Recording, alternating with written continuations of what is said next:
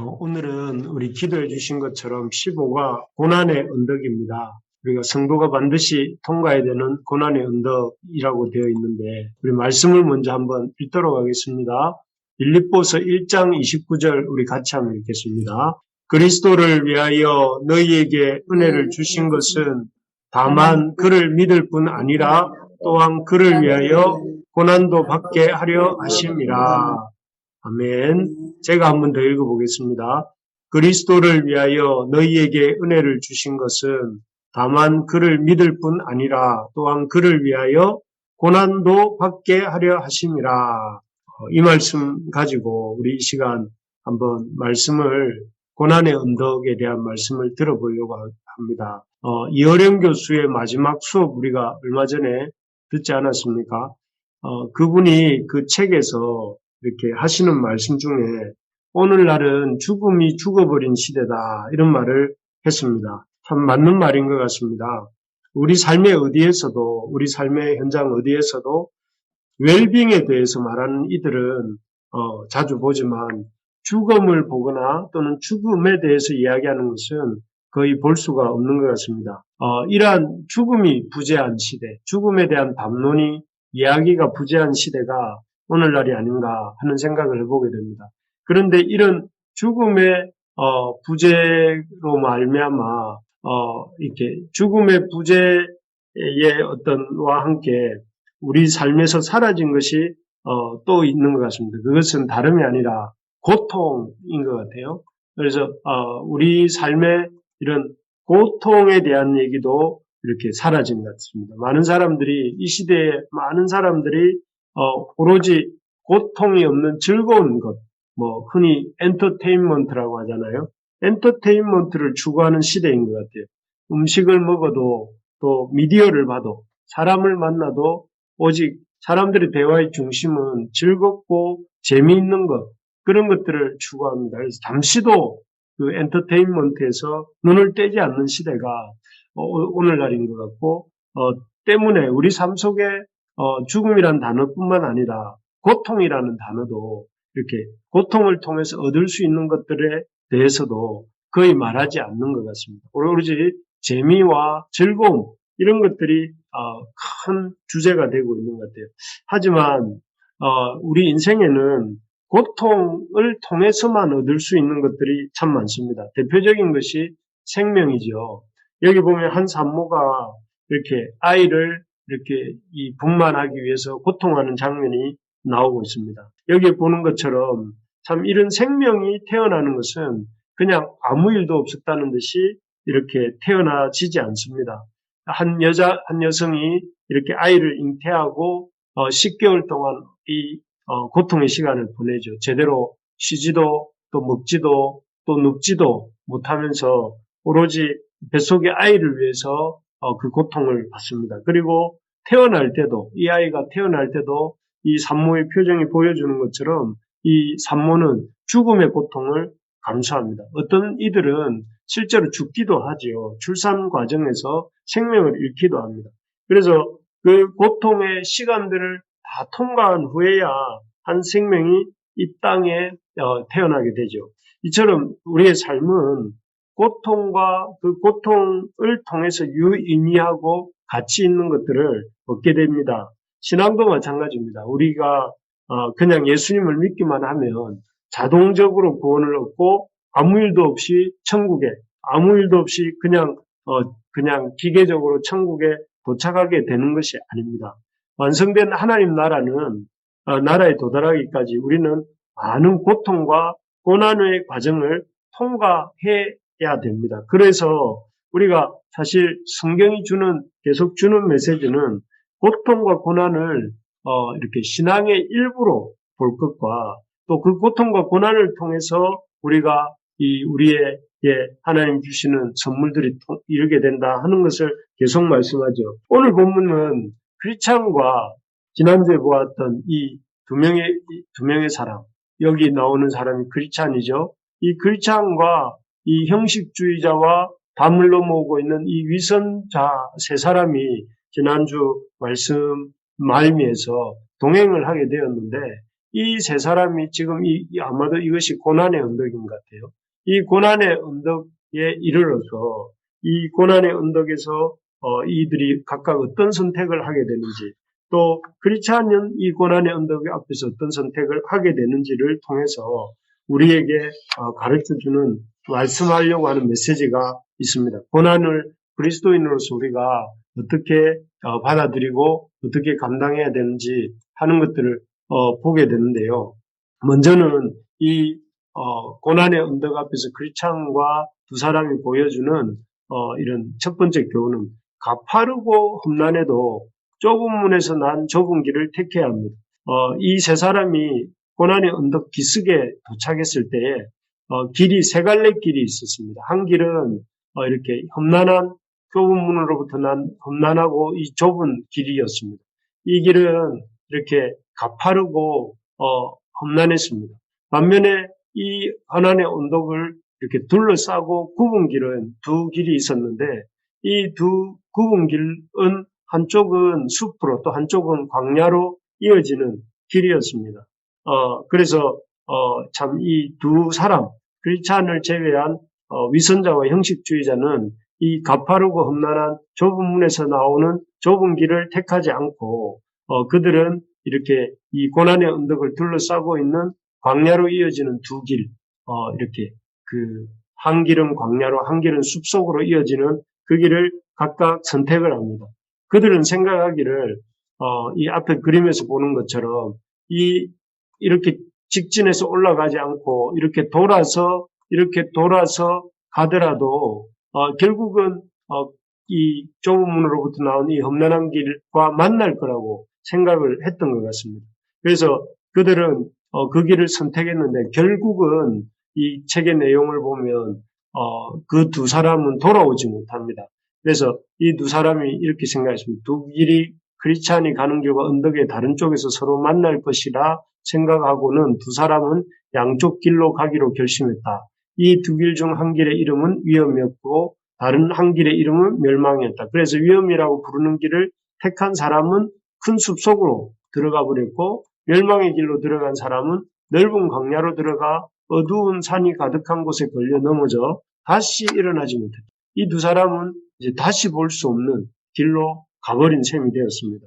결국은 이 시편, 우리 잠언 14장 12절에 이런 말씀이 나옵니다. 어떤 길은 사람이 보기에 바르나 필경은 사망의 길이니라 하는 말씀이 있죠. 그래서 이렇게 그들이 눈으로 보기에는 이 길로 가도 저 길로 가도 이 길로 가도 저 길로 가도 결국은 같은 길 안 가겠나 이렇게 생각을 했지만, 그들의 결말은 그런 자신들의 생각과는 달리 넓은 광야와 또 이 큰 숲 속으로 들어간 그들은 어두운 산이 가득한 곳에 걸려 넘어져 다시 일어나지 못했다 하는 말이 보여주는 것처럼 결국은 이렇게 돌아올 수 없는 길로 들어가 버리게 된 것입니다. 참 초고속으로 날아가는 비행기를 조정하는 비행기 조종사는 자신의 시력과 시야를 의지하지 않죠. 운전석의 계기판을 의존하면서 비행기를 운전합니다. 우리가 우리의 생각이 아니라 이런 어떤 이 위선자와 형식주의자가 이 길로 가도 이렇게 얼마든지 이 길 끝에서 만날 거라고 생각하는 자기 생각에 자기 중심적 생각으로 생각하고 길을 선택해서 결국은 멸망의 길을 간 것처럼 우리가 선택하지 않고 우리의 어떤 느낌이나 우리의 보는 대로 선택하는 것이 아니라 하나님의 말씀에 순종해서 이렇게 가는, 순종해서 선택하고 그 길을 갈 줄 아는 우리가 될 수 있기를 바랍니다. 그러기 위해서는 우리가 어렵더라도 좁은 문으로부터 나온 좁은 길을 선택해서 가는 삶을 살려고 한다면 우리가 일상생활 속에서 어떤 생각을 해야 되는가 하면은 우리가 가는 길이 쉬운가 어려운가, 편한가 편하지 않은가를 기준으로 살지 말고, 그래서 어떻게 하면 쉽게, 어떻게 하면 편하게 살 것인가를 생각하지 말고 하나님의 뜻이 어떤 것이 하나님의 뜻이고 어떤 것이 하나님의 뜻이 아닌가를 기준으로 삼고 사는 훈련을 해야 됩니다.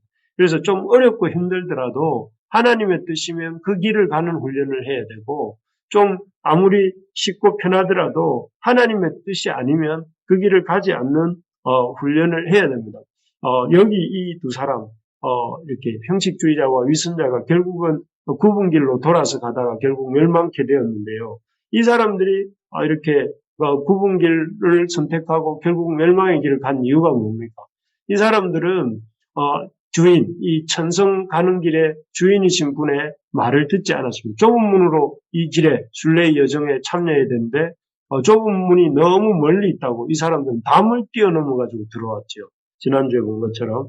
또 그리고 이 사람들은 이렇게 세례 요한이 여기 크리스찬이 주님 앞에 가서 주님의 십자가 밑에서 이렇게 십자가 체험을 해야 된다고 했지만 십자가 같은 거는 굳이 하지 않아도 된다고 하면서 그런 좁은 문이든지 십자가에 대한 체험이든지 이런 것들을 일절하지 않고 오로지 기준이 편하고 쉬운 것 이런 것들을 생각하면서 이 순례의 여정을 가는 척하고 있었던 것이죠.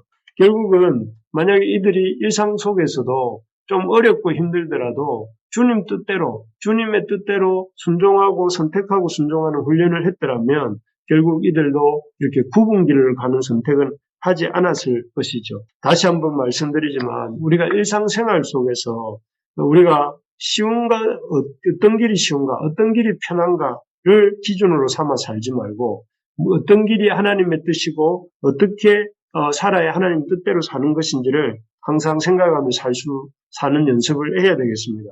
할 수만 있으면 우리가 이렇게 주님이 말씀하시는 대로 비록 좁더라도 주님이 말씀하시는 대로 살려고 애쓰는 우리가 될 수 있기를 바랍니다. 그러려면 여러분 무엇보다 이렇게 한 공동체 안에서 참 세워주신 영적 지도자의 어떤 통해서 하나님 주시는 말씀들을 잘 듣고 순종하는 연습을 해야 됩니다. 그래서 그 말에 듣고 순종해 나아갈 때에 우리의 나쁜 영적 습관들도 이렇게 깨지고 또 우리의 영적 근육이 단련되면서 더욱 튼튼한 하나님 나라의 백성으로 또 이렇게 하나님 나라의 군사로 세워져 가게 되는 것입니다. 그래서 우리 삶 속의 삶의 선택의 기준이 어떤 길이 쉬운가, 어떤 길이 편한가가 아니라 어떤 길이 하나님의 뜻인가, 어떤 길이 하나님이 기뻐하시는 길인가를 생각하면서 비록 힘들고 어려워도 하나님이 기뻐하시는 길이라면 기꺼이 선택하는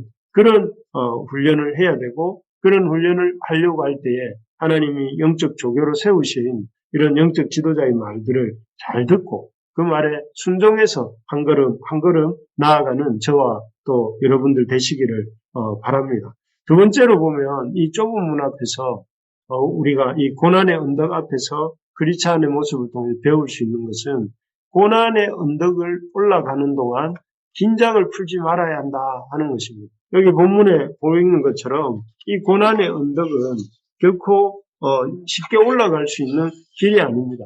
이 크리스찬이 형식주의자와 위선자를 뒤로하고 용감하고 씩씩하게 고난의 언덕을 오르기 시작했습니다. 그런데 그림에서 보는 것처럼 어떤 부분에 이르렀을 때는 이 길이 너무 이렇게 극경사가 지고 거칠고 험한 바위투성이어서 이 크리스찬이 손과 무릎으로 이렇게 네 발로 엉금엉금 기듯이 걸어가야 할 정도로 힘들었습니다. 하지만 그럼에도 불구하고 이 크리스찬은 그 길 속에서 이렇게 포기하지 않는 모습을 볼 수가 있죠. 이 포기하지 않고 계속해서 이제 앞을 향해 가고 있습니다. 사실 믿음의 삶이 이래야 됩니다. 믿음의 삶이라는 게 뭔가? 믿음의 삶이라는 것은 바로 이런 어렵고 힘들어도 중단하지 않고 이렇게 뛰어도 가기도 하고 또 기기도 하고 걷기도 하고 또 뛰고 기고 걷고 이렇게 하면서 앞으로 나아가는 것이 믿음의 삶이고 그렇게 분투하고 애쓰는 게 믿음의 삶입니다. 우리가 신앙생활을 할 때에 편하게 신앙생활을 하는 게 기준이 되면 안 되고 어렵지만 어려운 가운데서도 믿음을 놓치지 않으려고 애쓰는 것이 신앙생활이다 하는 것을 늘 기억해야 됩니다. 그래서 우리 신앙생활이 기준을 참 어떻게 하면 내가 좀 더 편안하게 내가 좀 이렇게 애쓰지 않고 이렇게 살 수 있을까 이런 고민을 하기보다는 어떻게 하면 내가 이 믿음의 길을 끝까지 잘 달려갈 수 있겠는가를 생각하면서 계속해서 이렇게 열심히 애써서 믿음을 향해 나아가려고 애를 써야 됩니다. 이렇게 어쨌든 크리스찬이 험난한 고난의 언덕을 이렇게 손으로, 무릎으로, 발로 이렇게 올라가고 있을 때에 하나님이 애쓰는 크리스찬에게 한 장소를 허락해 주십니다. 그것은 다름이 아니라 바로 이런 정자 모양으로 된 이런 휴게소였습니다. 이 휴게소에서 이 휴게소는 고난의 언덕의 주인이 이런 순례자들을 위해서 순례자들이 잠깐 쉬어갈 수 있도록 이런 만들어 놓은 곳이었습니다. 크리스찬 역시 반가운 마음으로 이 정자 모양으로 된 휴게소에 이렇게 벤치에 앉아서 심을 갖습니다.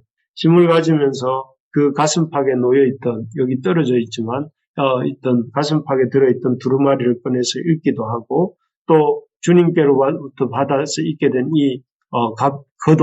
겉옷의 깃을 만져보기도 하면서 이렇게 쉽니다. 그런데, 이 크리스찬이 이런 쉬는 중에 잊어버린 게 한 가지가 있었습니다. 이 쉼터는 이렇게 잠깐 쉬는 곳이지 계속 이렇게 사는 곳이 아닌데, 이 크리스찬은 쉬다가 너무 넋을 놓고 쉬다가 깊은 잠이 들어가지고, 여기 보이시죠? 이 깊은 잠이 들어서, 그만 손에 있던 두루마리 성경도 놓치고, 그리고, 시간 가는 줄 모르고 잠을 자게 됩니다. 결국 나중에 보면, 이렇게 누군가가 와서 이렇게 크리스찬을 깨우게 되고, 깨워주는 그 순간에 그 크리스찬이 너무나 당황해서 이렇게 허겁지겁, 이렇게 자기가 두루마리 성경을 놓쳤다는 사실도 모르고 그냥 이렇게 언덕을 향해, 고난의 언덕 정상부를 향해 뛰어가게 되는 모습이 보입니다.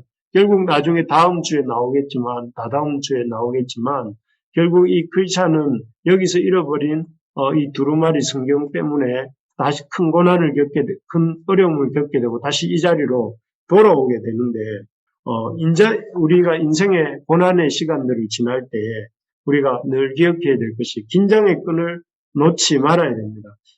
사람들은 참 제가 자주 말씀드리는 것 같은데, 많은 사람들은 고난이 찾아올 때 오히려 참 이렇게 긴장하고 더 신앙의 고삐를 조이는 것이 아니라, 고난이 찾아오면 이상하게도 사람들은 이렇게 고난의 앞에서 이 신앙의 고삐를 느슨하게 갖습니다. 그래서 평소에는 성경을 읽다가도 고난이 오면 성경도 읽지 않고, 예배도 잘 참석하다가 고난의 때가 오면 예배도 참석하지 않고, 평소에는 교제도 좀 하다가 고난의 때가 오면 교제도 하지 않고, 목회자도 만나기 싫어하고, 또 이렇게 교회 식구들도 이렇게 만나지 않으려고 하죠. 그래서 고난이 더욱더 그렇게 함으로써 더 이 고난이 고착이 되고, 고난이 참 이렇게 지속되면서 그 사람은 더 삐뚤어지고, 그 고난 앞에서 그 사람이 이렇게 참 긴장의 끈을 놓지 않고 오히려 더 말씀 보고 기도하고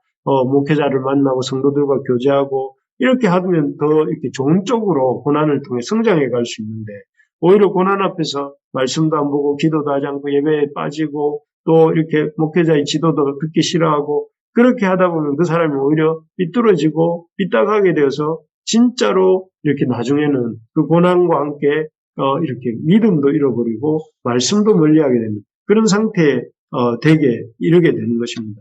사실 많은 사람들이 이 고난의 때에 참 이런 영적인 긴장을 풀고 영적으로 게을러지는 바람에 엄청난 고생을 한 사람들의 얘기가 성경에 많이 나옵니다. 누굽니까? 이분은 노아입니다.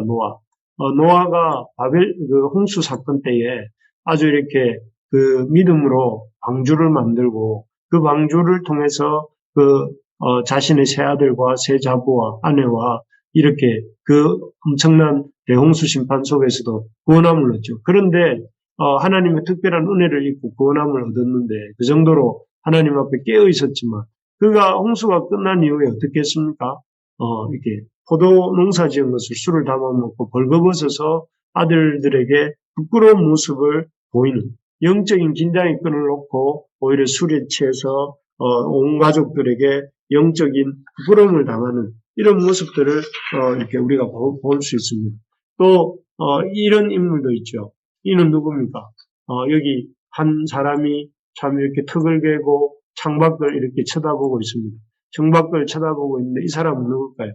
예, 다윗입니다. 원래 암몬과의 이 전쟁이 지금 한참 진행 중인데 자기 부하들은 지금 전쟁터에 나가서 열심히 싸우고 있는데 이 예루살렘에서 영적인 긴장의 끈을 놓고 다윗은 이렇게 온 늦잠을 자고 일어나서 예루살렘 성내를 이리 두리번 저리 두리번 하면서 이렇게 쳐다보고 있는 장면입니다. 결국 이 장면 끝에 여기 어디쯤인가 이렇게 바세바라고 하는 여인을 발견하게 되고 그 바세바라는 여인에게 사람을 보내서 그 여인과 동침을 하고 나중에는 그 여인의 남편인 우리아를 숨지게 하고 결국 그 죄로 인해서 하나님의 징계를 받게 되고 그 다윗의 생애가 내리막길로 내려가게 되지 않습니까? 여기서도 보면 영적 마땅히 싸움터에 나가야 될 시간에 나가지 않고 그냥 자기 집에서 이렇게 뒹굴뒹굴하고 있다가 영적 게으름, 육적 게으름에 이렇게 붙들려 있다가 결국 이렇게 범죄하게 되는 이런 다윗의 모습도 볼 수가 있습니다. 그리고 우리가 잘 아는 신약의 인물들 중에도 베드로가 있습니다. 베드로는 예수님께서 이렇게 마지막 십자가를 앞두시고 이렇게 몇 번이나 나와 함께 기도해달라. 1시간만이라도 기도해달라고 했지만 1시간도 견디지 못하고 이렇게 베드로와 야고보와 요한이 쿨쿨쿨쿨 잠만 자고 있는 모습입니다. 결국 이런 영적 태만 때문에 이 베드로도 나중에 어떻게 됩니까? 계집종 앞에서 그 보잘것없는 계집종 앞에서 침을 뱉어가면서 예수님을 3번이나 부인하고 저주하기까지 하는 그런 부끄러움을 당하지 않습니까? 다 노아나 다윗이나 베드로나 이런 사람들의 공통점이 무엇입니까? 고난의 시간에 그 영적 긴장을 풀고 또 이렇게 그 영적인 태만을 하다가 결국은 큰 범죄를 저지르거나 큰 실수를 범해서 부끄러움을 당하는 이런 모습들을 우리가 보게 됩니다. 바라는 것은 우리가 고난의 때일수록 더 어떻게 해야 되는가? 고난의 때일수록 더 게을러지거나 뒤로 물러가거나 또 이렇게 영적 긴장을 풀지 말고 고난의 때에 오히려 더욱더 긴장하고 더 하나님 앞에 이 베드로처럼 하는 것이 아니라 기도하고 더 맡겨주신 임무에 최선을 다해 감당하고 그리고 다른 사람들에게 본을 보이는 그런 사람이 되고자 애써야 한다 하는 것입니다. 바라는 것은 우리 교회에 힘든 때일수록 요즘과 같이 힘들고 어려운 때일수록 우리 성도들이 더 깨어서 주어진 삶에 최선을 다하고 애쓰는 우리 모두가 되기를 간절히 소망합니다. 세 번째로 보면 이 고난의 시간에 우리가 어떻게 해야 되는가? 고난의 시간에 우리가 가져야 될 태도에 대해서 이 겁쟁이와 의심을 조심해야 된다 하는 것이죠. 여기 그림에 보면 한참을 걸어 올라가고 있었던 크리스찬 앞에 두 사람이 뭔가 겁에 질린 모습으로 이렇게 헐레벌떡 산에서 내려오고 있습니다. 내려오고 있는데 이 모습을 볼 때 이 사람들이 누구이냐면은 바로 겁쟁이와 여기 나오죠. 그 한 사람의 이름은 겁쟁이와 또 다른 사람의 이름은 의심이었다. 이렇게 나옵니다. 이 사람들은 이렇게 여기 나오는 겁쟁이와 의심인데요. 이 사람들이 내려오고 있었던 이유는 여기 보면 이렇게 말을 합니다. 자기들이 시온성으로 가는 중이었는데 위험한 장소에 이르렀고 더 앞으로 가면 더 큰 어려움을 만날 것 같아서 돌아오고 있었다 하고 이렇게 겁쟁이가 말을 했죠. 그리고 그 말을 받아서 의심이 뭐라고 말을 하냐면 바로 우리 앞에 사자 2마리가 길에 누워 있었고 잠을 자고 있는지 깨어 있는지 알 수 없었고 생각할 수도 없었지만 우리가 가까이 접근하면 우리를 갈기갈기 찢어버릴 것만 같았습니다. 하면서 그 어떤 사자 2마리를 만났고 그 사자 2마리에 대해서 겁을 먹고 자신들이 이렇게 돌아왔다 하고 이렇게 크리스찬에게 얘기하고 있는 모습을 볼 수가 있습니다. 근데 참 이 둘의 모습 이렇게 겁을 먹고 내려와서 이렇게 크리스찬에게 아주 장황하게 그 겁먹은 내용을 얘기하고 있는 이 두 사람의 모습을 보면서 우리가 생각하게 되는 그 몇 가지가 있습니다. 첫째는 이 겁쟁이와 의심의 문제점이 뭐냐면은 팩트가 아니라 아주 느낌으로 이야기한다는 거죠. 팩트가 아니라 필링 뭐 그런 것이죠. 팩트는 무엇이냐면은 사실 뒤에서 보면 알겠지만 그들이 보았다고 하는 이 사자 두 마리는 이렇게 쇠사슬에 묶여 있는 그런 상태였습니다. 그런데 이 사람들은 정작 이 사자 두 마리 옆에 가본 것이 아니고 먼 발치에서 사자 두 마리를 발견을 하고 그리고 그 사자 두 마리가 자고 있는지 깨어 있는지도 알지도 못하고 그냥 이렇게 자신들이 이 사자를 본 느낌, 사자를 보니까 사자가 우리를 갈기갈기 찢어버릴 것만 같습니다 하는 느낌, 이 느낌의 기초에서 이렇게 말을 하고 있습니다. 그래서 이 사람들은 팩트는 사실은 사자는 묶여 있었고 그 활동할 수 없는 존재로 되어 있었는데 가까이 가보지도 않고 먼발치에서 사자가 있다는 것만 보고 무서움을 느끼고 또 와서 이렇게 다른 사람들에게 이 무서움을 얘기하고 있는 것입니다. 또 이 사람들의 문제점은 무엇이냐면은 두 번째로는 어려움만을 크게 과장합니다. 그래서 마치 이 사자 앞에 가면 이렇게 다 죽을 것처럼 말을 하는데 가나안 땅을 정탐하러 갔던 12명의 정탐꾼 중에 10명의 모습하고 비슷합니다. 그들은 그 가나안 땅의 좋은 점은 한 가지도 얘기하지 않고 좋지 않은 점, 뭐 가나안 성이 튼튼하게 지어졌다는 것, 가나안 사람들이 아주 거인 같다는 것, 그리고 자신들은 그들 앞에 서면 메뚜기 같다는 것, 뭐 이런 것들을 이렇게 크게 이야기하면서 백성들의 마음을 상하게 하고 두렵게 하지 않았습니까? 그런 것처럼 이 겁쟁이와 이런 의심도 하는 일이 무엇이냐면은 그런 고난을 통과해서 누리게 될 그런 하나님의 상급이나 이런 것을 보는 것이 아니라 그 고난 그 자체만을 크게 확대해서 보게 하면서 그리고 그 고난 앞에 아주 이렇게 이길 수 없는 것처럼 얘기를 하면서 그 크리스찬과 그런 하나님의 자녀들에게 두려움을 심어주는 것이죠. 결국 이들의 이러한 말 때문에 이 크리스찬도 두려움을 갖게 됩니다.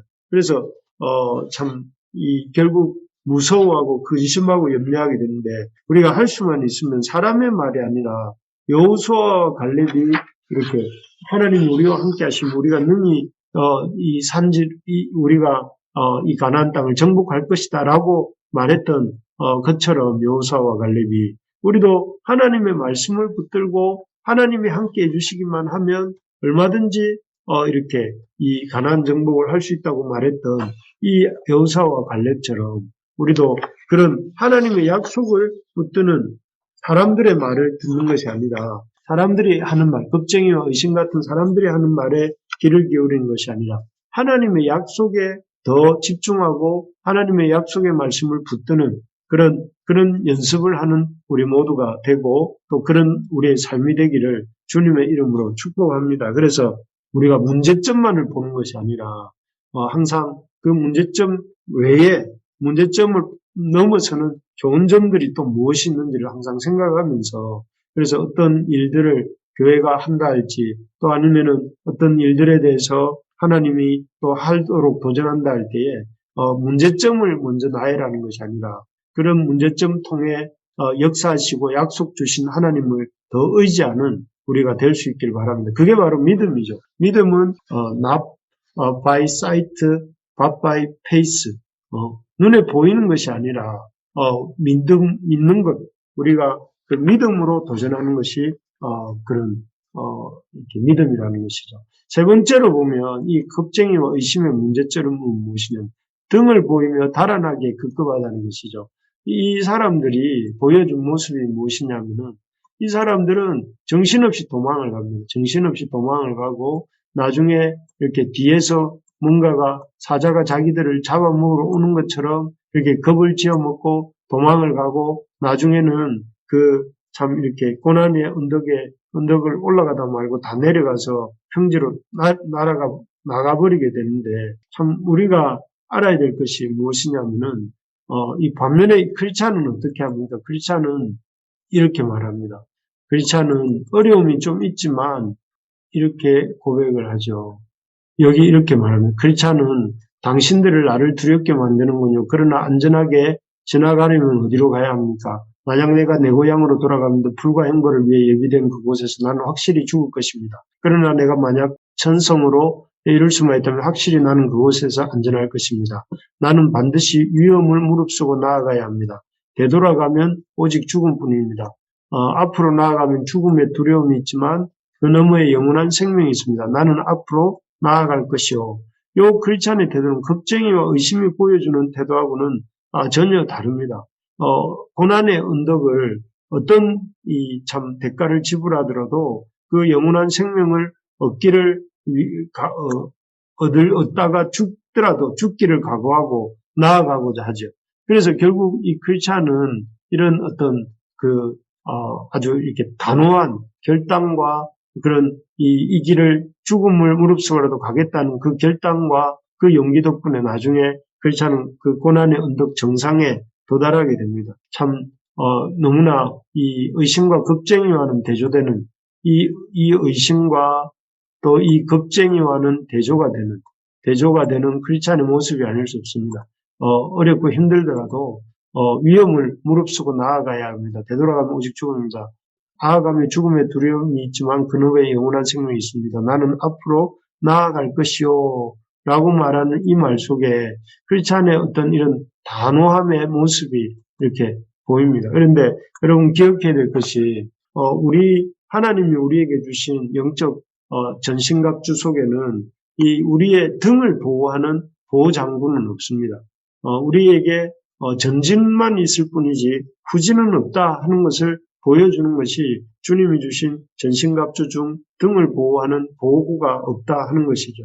하나님은 우리가 오직 앞으로 나아가기를 원하시고 앞으로 나아갈 때 우리가 보호받을 수 있도록 우리를 이렇게 만드셨습니다. 그래서 우리에게 그런 영적 어떤 장비들을 주셨는데 그래서 우리가 해야 할 일은 뒤로 물러가는 것이 아니라 겁쟁이와 의심처럼 겁먹어서 이 사실도 아닌 느낌에 이렇게 기초해서 겁을 먹고 뒤로 도망쳐가는 또 왔던 길을 되돌아가는 것이 아니라 이 크리스찬처럼 내가 주를 위해서 이렇게 목숨을 걸고 내가 나아가겠습니다 하는 자세로 그렇게 나아가야 된다 하는 것입니다. 그렇게 하게 하시기 위해서 우리에게 등에 보호구를 주지 않으셨다는 것이죠. 우리가 믿음의 활동을 할 수 있으면 하고 하지 않으면 안 하겠다 하는 것이 아니라 할 수 있는 상황이든 할 수 없는 상황이든 포기하지 않고 적극적으로 이렇게 믿음으로 한 걸음씩 한 걸음씩 나아가는 우리가 되기를 바랍니다. 말씀을 마무리하겠습니다. 고난의 언덕 오늘 이렇게 보았는데요. 우리 인생에는 고난을 통해서 유의미하고 또 실제적인 영적 열매를 하나님 맺게 하시는데 그 고난의 언덕 앞에서 우리가 가져야 될 마땅한 자세가 무엇이냐면 첫 번째는 이 눈에 보기에 가파르고 험난해도 좁은 문에서 난 좁은 길을 택해야 된다. 이게 첫 번째 우리가 기억해야 될 것입니다.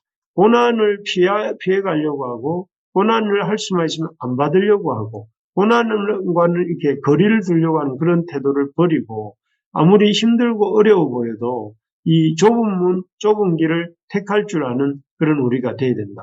그렇게 될 때 그 좁은 문과 좁은 길을 걸어갈 때에 우리 속에 영적 근력이 생겨나고 또 우리가 생겨난 영적 근력으로 더욱더 이렇게 주님의 그 자녀로 주님을 따라가는 삶을 살 수가 있게 된다는 것이죠. 두 번째로 보면 고난의 언덕 앞에서 우리에게 주는 것은 우리가 그 고난의 언덕을 올라가는 동안 긴장의 끈을 풀지 말아야 된다 하는 것입니다.